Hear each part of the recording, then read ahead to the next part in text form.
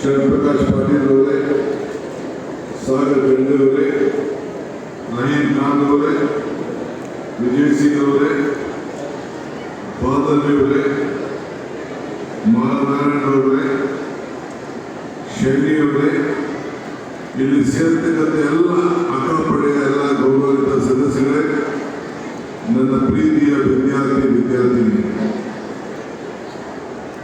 ಹೆಣ್ಣು ಕುಟುಂಬದ ಹೆಣ್ಣು. ಹೆಣ್ಣಿಲ್ಲ ಅಂದರೆ ಸಮಾಜ ಆಗಿ ನಾವ್ಯಾರು ಬದುಕಲಿಕ್ಕೆ ಸಾಧ್ಯ ಇಲ್ಲ. ಹೆಣ್ಣು ಅಂದರೆ ಭೂಮಿ, ಹೆಣ್ಣು ಅಂದರೆ ಧೈರ್ಯ, ಹೆಣ್ಣು ಅಂದರೆ ಭರವಸೆ, ಹೆಣ್ಣು ಅಂದರೆ ಒಗ್ಗಟ್ಟು, ಹೆಣ್ಣು ಅಂದರೆ ಶಕ್ತಿ, ಹೆಣ್ಣು ಅಂದರೆ ಬೆಳಕು.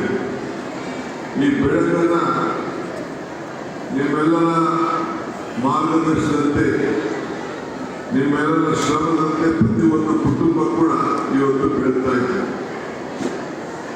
ಇವತ್ತು ನಾರಿ ಶಕ್ತಿ ದೇಶದ ಶಕ್ತಿ. ಕರ್ನಾಟಕದಲ್ಲಿ ಬಹಳ ವೀರ ವನಿತೆಯರು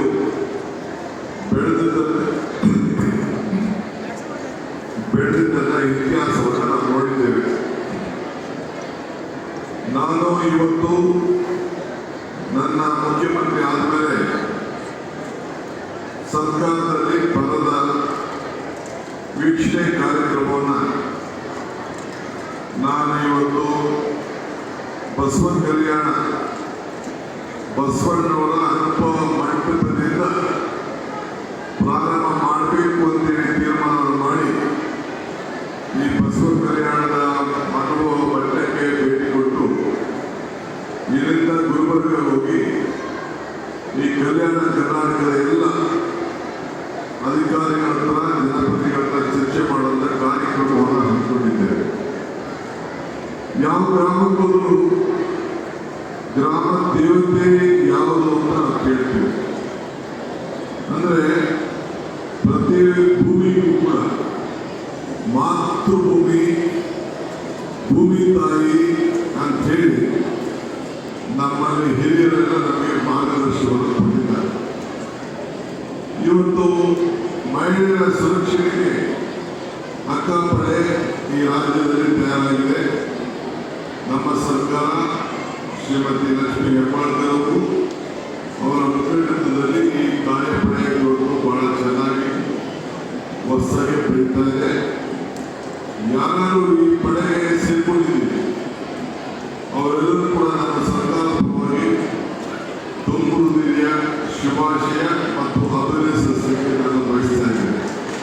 ನಿಮ್ಮ ಹೋರಾಟ, ನಿಮ್ಮ ಶ್ರಮ, ನಿಮ್ಮ ಶಕ್ತಿ, ನಿಮ್ಮ ಧೈರ್ಯ, ನಿಮ್ಮ ಸಾಧನೆ ಖಂಡಿತ ನಿಮ್ಮೆಲ್ಲರೂ ಕೂಡ ಫಲ ಸಿಗ್ತದೆ. ಮುಂದಿನ ದಿನದಲ್ಲಿ ಒಂದು ಐತಿಹಾಸಿಕವಾದಂಥ ತೀರ್ಮಾನವನ್ನು ಮಾಡ್ತೇವೆ ನಮ್ಮ ಸರ್ಕಾರ.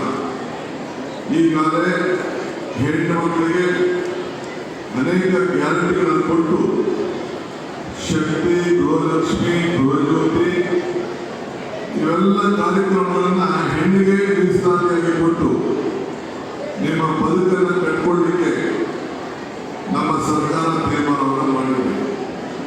ಇದಲ್ಲದೆ ನಿಮ್ಮೆಲ್ಲರೂ ಕೂಡ ಹೆಣ್ಣು ಮತ್ತು ಯುವಕರು ಎಲ್ಲ ಸೇರಿ 16 ವರ್ಷದಿಂದ 35 ವರ್ಷ ಕೂಡ ಪ್ರತಿ ಪಂಚಾಯತ್ ಕೂಡ ನಿಮ್ಮ ಸಂಘಟನೆ, ನಿಮ್ಮ ಕ್ರೀಡೆ, ನಿಮ್ಮ ಸಂಸ್ಕೃತಿ, ನಿಮ್ಮ ಸಂವಿಧಾನ ಒಗ್ಗಟ್ಟಿಂದ ಬದುಕಲಿಕ್ಕೆ ಜಾತಿ ತತ್ವವನ್ನು ನಾವು ಉಳಿಸ್ಕೊಂಡು ನೀವೆಲ್ಲ ಜೀವನದಲ್ಲಿ ಈ ದೇಶದ ಐಕ್ಯತೆ, ಸಮಗ್ರತೆ ಮತ್ತು ಶಾಂತಿಯನ್ನು ಕಾಪಾಡಬೇಕು ಅಂತ ಹೇಳಿ ಈಗಾಗಲೇ 10,000 ಇಂಥ ಪಡೆಗಳನ್ನ ರಚನೆ ಮಾಡಲಿಕ್ಕೆ ಸರ್ಕಾರ ಈಗ ಆದೇಶವನ್ನು ಕೊಟ್ಟಿದೆ.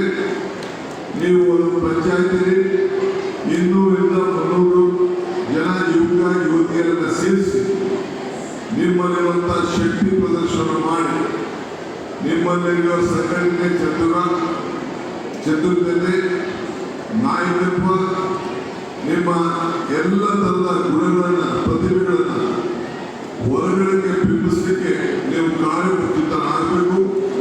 ಆ ದೃಷ್ಟಿಯಿಂದ ಈಗಾಗಲೇ ನಾವು ಸಂಘಟನೆಗಳನ್ನು ನಾವೆಲ್ಲ ನಾಯಕರುಗಳಿಗೆ ನಾವು ಮಾರ್ಗದರ್ಶನ ಕೊಟ್ಟಿದ್ದೇವೆ. ಆ ಸಂಘಟನೆ ಹೆಸರು ಭಾರತ್ ಜೋಡೋ ಯುವ ಶಕ್ತಿ ಸಂಘ ಅಂತೇಳಿ ಈಗಾಗಲೇ ನಾವು ತೀರ್ಮಾನವನ್ನು ನಾವು ಮಾಡಿದ್ದೇವೆ. ಮಾತು ದೇವೋ ಭವ ಅಂದ್ರೆ ತಾಯಿಯನ್ನ ದೇವತೆ ಅನ್ನೋದನ್ನ ನಾವೆಲ್ಲ ಕರಿತೇವೆ. ಹಂಗೆ ಇವತ್ತು ನೀವೆಲ್ಲ ಎಲ್ಲ ಹೆಣ್ಮಕ್ಳಿಗೆ ನಾವು ಕುಟುಂಬದಂತ ವಿದ್ಯಾಭ್ಯಾಸವನ್ನು ಕೊಟ್ಟು ಸಮಾಜಕ್ಕೆ ಕುಟುಂಬಕ್ಕೆ ಒಂದು ದೊಡ್ಡ ಮಾರ್ಗದರ್ಶನ ಕೊಡಿ ಅಂತ ಹೇಳಿ ನಿಮ್ಮ ಮೇಲೆ ನಾವು ಭರವಸೆಯನ್ನು ಇಟ್ಟಿದ್ದೇವೆ. ಅದಕ್ಕೋಸ್ಕರ ನಾವು ಗೃಹಲಕ್ಷ್ಮಿ, ಗೃಹಜ್ಯೋತಿ ಇವೆಲ್ಲ ಶಕ್ತಿ ಇವೆಲ್ಲ ಕಾರ್ಯಕ್ರಮಗಳನ್ನ ಯುವನಿಧಿ ಇವೆಲ್ಲ ಕಾರ್ಯಕ್ರಮಗಳನ್ನ ನಾವು ತಂದಿದ್ದೇವೆ. ಇನ್ನ ಮುಂದಕ್ಕೆ ಹತ್ತಾರು ಇಂಥ ಕಾರ್ಯಕ್ರಮಗಳನ್ನ ನಿಮ್ಮ ಬದುಕಿನಲ್ಲಿ ಬದಲಾವಣೆ ತರಲಿಕ್ಕೆ ನಾವೆಲ್ಲ ಪ್ರಯತ್ನವನ್ನು ಮಾಡ್ತಾ ಇದ್ದೇವೆ. ನೀವೆಲ್ಲ ನಮ್ಮ ಜೊತೆ ಕೈಗೂಡಿಸಿ ನಿಮಗೆ ಶಕ್ತಿ ಕೊಡುವಂಥ ಜವಾಬ್ದಾರಿ ನಮ್ಮದು, ಮಾರ್ಗದರ್ಶನ ಕೊಡುವಂಥ ಜವಾಬ್ದಾರಿ ನಮ್ಮದು. ನಿಮ್ಮನ್ನ ನಾಯಕರನ್ನಾಗಿ ಮಾಡಬೇಕು ಅಂತ ಹೇಳಿ ಪಂಚಾಯತಿಯಿಂದ ಪಾರ್ಲಿಮೆಂಟ್ ಕೂಡ ನೀವೆಲ್ಲ ನಾಯಕತ್ವವನ್ನು ವಹಿಸ್ಕೊಳ್ಬೇಕು. ನಿಮ್ಮ ಬದುಕಿನಲ್ಲಿ ಕಟ್ಕೊಳ್ಳೋ ಕೂಡ ನೀವೆಲ್ಲ ನಾಯಕರಾಗಬೇಕು. ರಾಜಕಾರಣದಿಂದ ಮಾತ್ರ ನಾಯಕರಲ್ಲ, ನಿಮ್ಮೆಲ್ಲರ ಬದುಕಿನಲ್ಲೂ ಕೂಡ ನೀವು ಮುಂದಾಳತ್ವವನ್ನು ವಹಿಸಿಕೊಂಡು ನೀವೆಲ್ಲ ಹೋಗಬೇಕು. ನಾನು ನಿಮ್ದಾದ ಮೇಲೆ ಅನುಭವ ಪಡೆದು ಹೋಗಬೇಕು. ಅದಾದ ಮೇಲೆ ನಮ್ಮ ಬಿದರ್ನಲ್ಲಿ ನಮ್ಮ ಕಾರ್ಯಕರ್ತ ಸಭೆ ಇದೆ, ಅದನ್ನು ಮುಗಿಸಿ ಗುಲ್ಬರ್ಗಕ್ಕೆ ಹೋಗಲಿದ್ದೇನೆ. ಆದ್ದರಿಂದ ನಾವ್ಯಾರು ಹೆಚ್ಚಿಗೆ ಮಾತಾಡಿದೆ ನೀವೆಲ್ಲರೂ ಕೂಡ ಶುಭ ಹಾರೈಸಿ ನಿಮ್ಮ ಜೊತೆಯಲ್ಲಿ ಡಿ.ಕೆ. ಶಿವಕುಮಾರ್ ಮತ್ತು ಡಿ.ಕೆ. ಶಿವಕುಮಾರ್ ಸರ್ಕಾರ ಜೊತೆಯಲ್ಲಿ ಇದೇ ನನ್ನ ಮಾತನ್ನು ಹೇಳಲಿಕ್ಕೆ ನಾನು ಬಯಸ್ತಾ ಇದ್ದೇನೆ. ನೀವೆಲ್ಲ ನನ್ನ ಸೋದರಿಯರು, ಯುವ ಮಿತ್ರರು, ನೀವೆಲ್ಲ ನನಗೆ ಶಕ್ತಿಯನ್ನು ತುಂಬಿ ನಾನು ಕೂಡ ನಮ್ಮ ಸರ್ಕಾರ ಕೂಡ ನನಗೆಲ್ಲ ಶಕ್ತಿಯನ್ನು ಕೊಡಲಿಕ್ಕೆ ಬದ್ಧವಾಗಿದೆ ಅನ್ನೋ ಮಾತನ್ನು ಹೇಳಿ ನನ್ನ ಮಾತನ್ನು ಮುಗಿಸ್ತೇನೆ. ಜೈ ಅಕ್ಕಪಡೆ.